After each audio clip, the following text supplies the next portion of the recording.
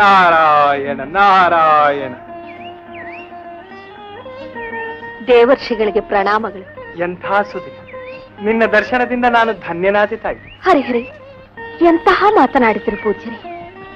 ನನ್ನ ದರ್ಶನದಿಂದ ತಾವು ಧನ್ಯರಾಗುವುದುಂಟೆ? ಅಷ್ಟಲ್ಲದೆ ಇನ್ನೇನು ತಾಯಿ, ಈ 7 ಲೋಕಗಳಿಗೂ ತಂದೆ ತಾಯಿಯಾಗಿರುವ ಆ ಶ್ರೀಮನ್ ನಾರಾಯಣನಿಂದಲೇ ಬಾಯಿ ತುಂಬ ಅಮ್ಮ ಎಂದು ಕರೆಸಿಕೊಳ್ಳುವ ಪುಣ್ಯವಂತೆಯ ದರ್ಶನ ಮಾಡಿದ ನಾನು ಪುಣ್ಯವಂತನಲ್ಲವೇ?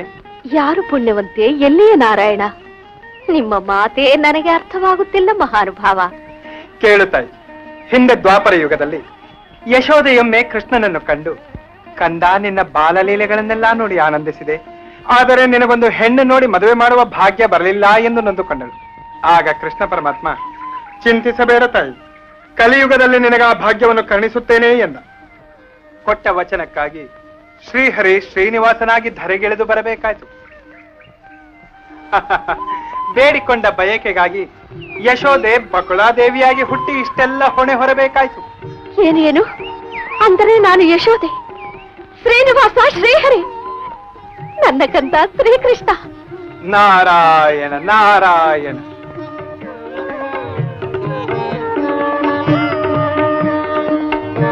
ಸ್ವಾಮಿ, ಸ್ವಾಮಿ, ಏನು ಲೀಲೆಯಪ್ಪ ನಿನ್ನದು, ಎಂತಹ ಕರುಣಾಮೂರ್ತಿಯಪ್ಪ ನೀನು.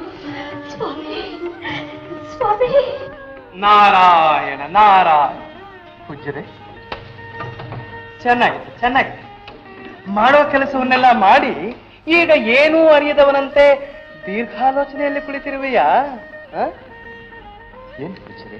ಇನ್ನೇ ಅರಿಯದ ಮುಗ್ಧೆಯ ಮನಸ್ಸನ್ನು ಅಪಹರಿಸಿ ಚಿಂತೆಯ ಕಡಲಲ್ಲಿ ನೂಕಿಬಿಟ್ಟೆ.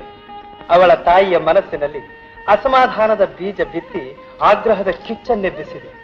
ಈಗ ಅರಿಯದ ಬಕುಳಾದೇವಿಯನ್ನ ಕನ್ಯಾಮಣಿಯನ್ನು ಕೇಳೆಂದು ಕಳಿಸಿದರೆ ಕಾರ್ಯ ಕೈಗೂಡುವುದೇನಪ್ಪ ಶ್ರೀನಿವಾಸ? ನನ್ನನ್ನೇನು ಮಾಡಿನಿವಿರಿ ಪೂಜ್ಯರೇ?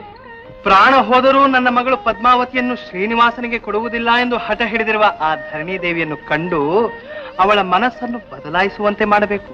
ಆ ಕಾರ್ಯ ಯಾರಿಂದ ಸಾಧ್ಯ? ನಿನ್ನಿಂದ. ನನ್ನಿಂದಲೇ? ಹೇಗೆ ಪೂಜ್ಯರೇ? ಬಹು ಸುಲಭ. ಭೂತ ಭವಿಷ್ಯತ್ ವರ್ತಮಾನ ಕಾಲಗಳನ್ನ ಲೀಲಾಜಾಲವಾಗಿ ಹೇಳಬಲ್ಲ ಕೊರವಂಜಿಯಾಗಿ ನೀನಲ್ಲಿಗೆ ಹೋದರೆ? ನಾನೇ?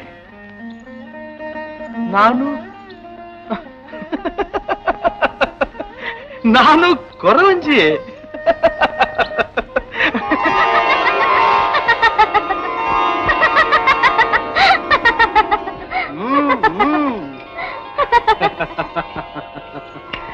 ನಾರಾಯಣ ನಾರಾಯಣ.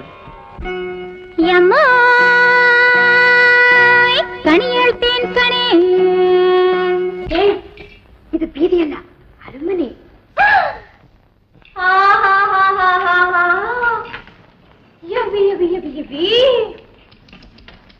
ಏನ್ ದೊಡ್ಡ ಅರಮನೆ ಇದು. ಏ ಕೊರವಂಜೆ, ಹೀಗೆ ಬಾ, ಇಲ್ಲಿ ಕುಳಿತುಕೋ.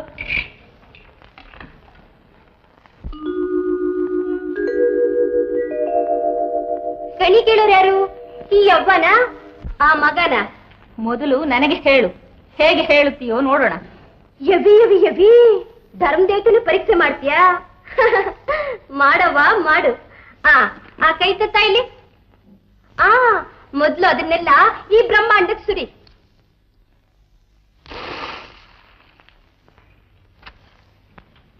ಬ್ರಹ್ಮಪ್ಪ, ನಾನು ಹೇಳೋ ಕಣ್ಣಿಗೆಲ್ಲ ನೀನೇ ಸಾಕ್ಷಿ. ಸಾಕು, ಬಾಯಿ ಮುಚ್ಚು. ದೊಡ್ಡದಾಗಿ ಬಂದು ಕಣ್ಣಿ ಹೇಳುವುದಕ್ಕೆ. ಸರಿ, ನೀನು ಪದ್ಮಾವತಿಯ ಕೈ ನೋಡಿ ಹೇಳು ಕೊರವಂಜಿ. ಬಾ ಮಗ.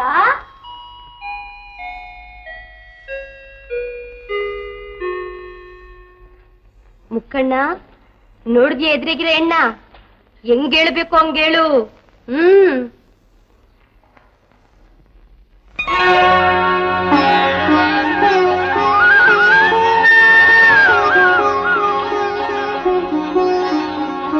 ಸ್ವಾಮಿ ಶ್ರೀನಿವಾಸ. ಪದ್ಮ, ಇನ್ನೊಂದು ಬಾರಿ ನನ್ನ ಮುಂದೆ ಹೆಸರೆತ್ತಿದರೆ ಮಗಳೆಂಬ ಮಮತೆ ಮರೆತು ಕೆಟ್ಟವಳಾಗಬೇಕಾಗಿತ್ತು. ಜೋಕೆ ಕಣ್ಣೀರಾಕ್ಬೇಡ ರಾಜ್ಕುಮಾರಿ. ಶ್ರೀನಿವಾಸ ಅಂದ್ರೆ ತಾನೇ ಮಾರಾಣಿ ಮುಖ ಕೆಂಡ ಆಗೋದು. ನೀನು ವೆಂಕಟೇಶ ಅನ್ನು. ನಿನ್ ಕರೆಸಿದ್ದು ಉಪದೇಶಕ್ಕಲ್ಲ, ಕಣಿ ಹೇಳೋಕೆ. ಹೇಳ್ತೀನಿ ತಾಯಿ, ಹೇಳ್ತೀನಿ. ಹಾ ಹೌದು, ಆಗ್ಲೇ ನನ್ನ ಸ್ವಾಮಿ ಅಲ್ಲಿಗೆ ಬಂದದ್ದು. ಪದ್ಮ, ಆ ನಮ್ ಶಿವ ಸುಳ್ಳೇಳಲ್ಲ ಮಾರಾಣಿ. ಏನು ನಿಜ ತಾನೇ ರಾಜ್ಕುಮಾರಿ? ನಿಜಾನೂ ಅಲ್ಲ ಏನೂ ಅಲ್ಲ. ನೋಡಿದ ತಕ್ಷಣ ಬೆರಗಾಗೋದಕ್ಕೆ ಅವನೇ ನಿಂದ್ರನ ಚಂದ್ರನ. ಎವಿ ಎವಿ ಎವಿ ಎವಿ ಎವಿ ಎವಿ ಮಾರಾಣಿ, ಮಾರಾಣಿ ನನ್ ಮಾತ್ ಕೇಳಿ ಲಕ್ಷ್ಮಣ ಅವನು ಕೊಟ್ಟು ಮದ್ವೆ ಮಾಡು. ಆ ಕೆಲಸ ನಾನು ಪ್ರಾಣ ಹೋದ್ರೂ ಮಾಡೋದಿಲ್ಲ. ಭೂಮಿನ ತಿಳಿದಿದ್ರು ನನ್ನ ಮಗಳು ಅವನು ಕೊಡೋದಿಲ್ಲ. ಎವಿ ಎವಿ ಎವಿ ನುಡಿಗ್ ನೂರ್ ಸಲ ನನ್ನ ಮಗಳು ಅಂತೀಯಲ್ಲ. 9 ತಿಂಗಳು ಒತ್ತಿಯ, ನೋವು ಸಂಕಟಪಟ್ಟೆ ಎತ್ತಿಯ. ಪದಮದ ಸಿಕ್ಕಿದ್ ಪದ್ಮಾವತಿನ ಬೆಳೆಸಿ ಆ ಪರಮೇಶ್ವರನ ಆಜ್ಞೆ ಮೀರ್ತೀನಿ ಅಂತೀಯಲ್ಲ. ಮಾಪ್ರಭು ಈಶ್ವರ್ ನಾನೇ ಹೇಳ್ತೀನಿ, ಈ ಮದ್ವೆಗೆ ನೀವೇನಾದ್ರೂ ಅಡ್ಡಿ ಮಾಡಿದ್ರೆ ಖಂಡಿತ ನಿಮ್ ಮಗಳು ನಿಮ್ಗೆ ದತ್ತಾಕಿಲ್ಲ. ನನ್ ಮಾತ್ ನಿಜ ಅನ್ನಕ್ಕೆ ಇನ್ನೂ ಸಾಕ್ಷಿ ಹೇಳ್ತೀನಿ. ನಾನ್ ಹಿಂಗಿಂದ ಹೋದ ತಕ್ಷಣ ಹಂಗಿಂದ ಮುತ್ಕಮ್ಮ ಬಂದು ಕನ್ಯಾದಾನ ಮಾಡಿ ಅಂತ ಕೇಳ್ತಾಳೆ. ಹ್ಞೂ ಅಂತ ಹೇಳಿ ಪುಣ್ಯ ಕಟ್ಕೊಳ್ಳಿ. ಯಮ್ಮ ಕಣಿ ಹೇಳ್ತೀನಿ ಕಣಿ.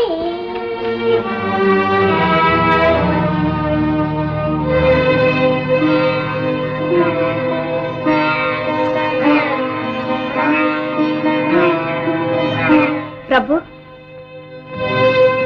ಈಕೆ ಶೇಷಾಚಲದ ಆಶ್ರಮದಿಂದ ಬಂದಿದ್ದಾರೆ. ಹೆಸರು ಬಕುಳಾದೇವಿಯಂತೆ. ಬನ್ನಿ ತಾಯಿ, ಕುಳಿತುಕೊಳ್ಳಿ. ನಿಮ್ಮ ಆಶ್ರಮ ಪ್ರಾಂತ್ಯದಲ್ಲಿ ಎಲ್ಲರೂ ಕುಶಲ ತಾನೆ?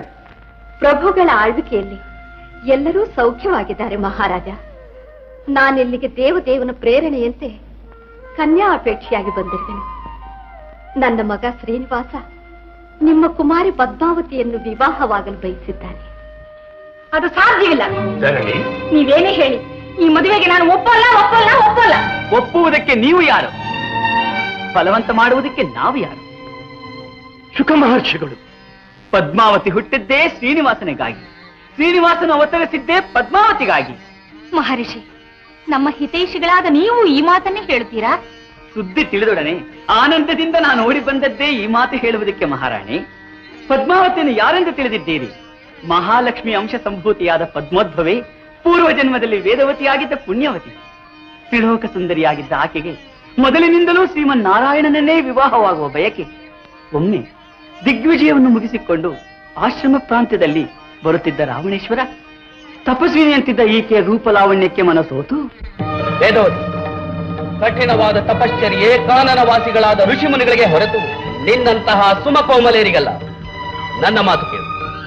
ವೃಥಾ ವ್ಯರ್ಥವಾದ ಕಠಿಣ ಕಾರ್ಯದಲ್ಲಿ ಈ ನಿನ್ನ ದೇಹವನ್ನು ದಂಡಿಸದೆ ದರ್ಶನ ಮಾತ್ರದಿಂದಲೇ ದಶ ದಿಕ್ಕುಗಳನ್ನು ನಡಗಿಸುವ ಈ ದಶಕಂಠನನ್ನು ವರಿಸು. ಲಂಕೇಶ್ವರನ ರಾಣಿಯಾಗಿ ಸ್ವರ್ಗ ಸುಖವನ್ನು ಅನುಭವಿಸುವೆ. ದುಷ್ಟ, ಸಾಕು ಮಾಲಿನ ಪ್ರಲಾಪ. ಶೌರ್ಯೋನ್ಮತ್ತನಾಗಿ ಗರ್ವಾದಂತೆ ವರ್ತಿಸಿದೆ, ಆದರೆ ತಕ್ಕ ಶಾಸ್ತಿ ಆದಿತ್ಯ ಎಚ್ಚರಿಕೆ. ಕೇವಲ ಸಿಂಹನಾದದಿಂದಲೇ ಆರ್ಭಟಿಸುವ ಸಿಡಿಲು ಗುಡುಗುಗಳ ಹುಟ್ಟಡಗಿಸುವ ಈ ಪ್ರಚಂಡ ರಾವಣ ಅಬಲೆಯ ಅಸಹಾಯಕ ಸಿಡುಕಿನ ನುಡಿಗೆ ನಡುಗುವೆನೆಂದು ಭ್ರಮಿಸಿದೆಯಾ?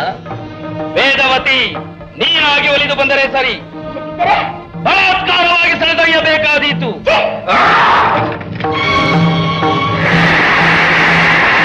ಪಾಪಿದಾನವ, ಮತ್ತೆಂದಾದರೂ ಪರಸ್ತ್ರೀಯರನ್ನು ಈ ರೀತಿ ಮುಟ್ಟಿ ಬಲಾತ್ಕಾರ ಮಾಡಿದರೆ ಆ ಕ್ಷಣವೇ ನಿನ್ನ ಸರ್ವನಾಶ ಶತಸಿದ್ಧ. ಇದು ಸತ್ಯ.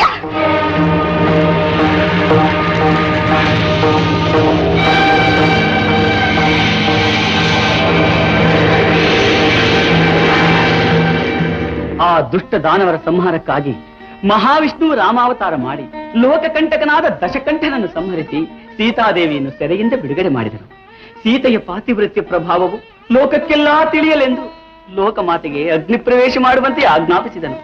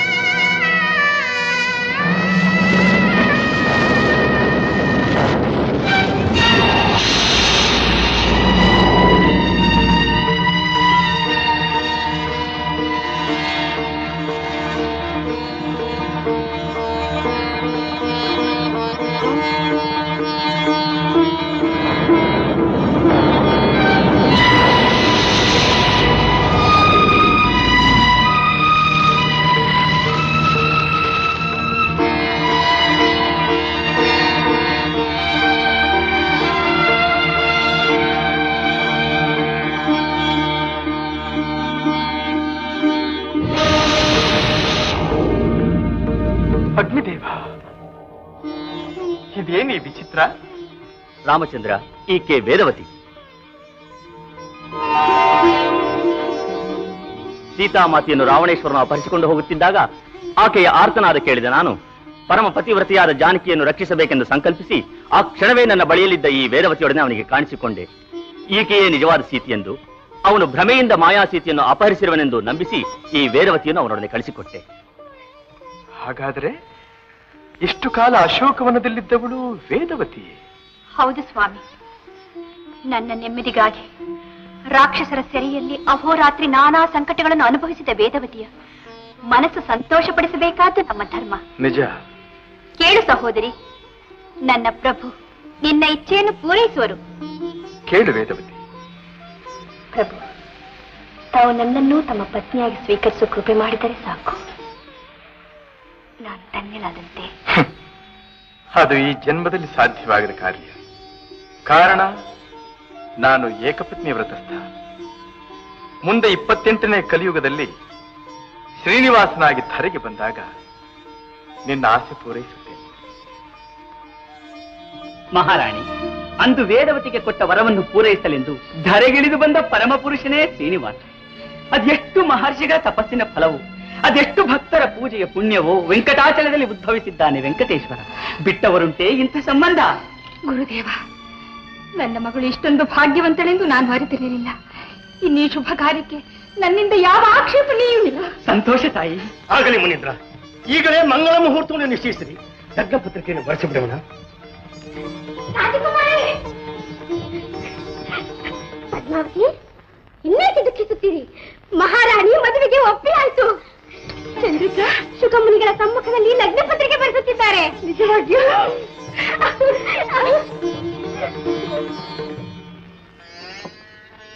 ಅಮ್ಮ, ಯಾಕಮ್ಮ ಹೀಗೆ ಮಂಕಾಗಿ ಕುಳಿತಿದ್ದಿ?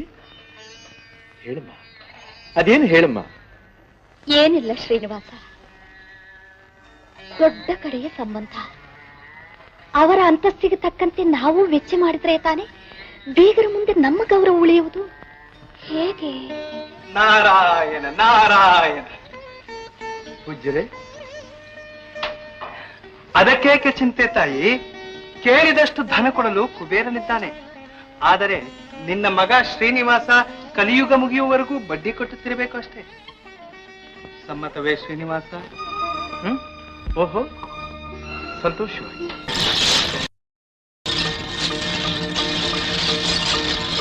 ನಾರಾಯಣ ನಾರಾಯಣ. ಬಾ ನಾರದ.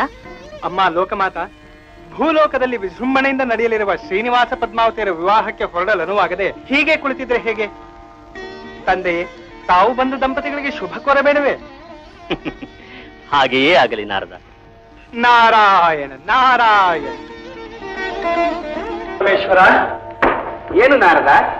ಪಾರ್ವತಿ ಪರಮೇಶ್ವರಿ ಇನ್ನೂ ಹೀಗೆ ಕುಳಿತಿದ್ರೆ ಹೇಗೆ? ಭೂಲೋಕದಲ್ಲಿ ವೈಭವದಿಂದ ನಡೆಯಲಿರುವ ಶ್ರೀನಿವಾಸ ಪದ್ಮಾವತಿಯರ ವಿವಾಹಕ್ಕೆ ತಾವು ಶುಭ ಕೋರಬೇಡವೇ? ಆಗಲಿ ನಾರದ. ನಾರಾಯಣ ನಾರಾಯಣ.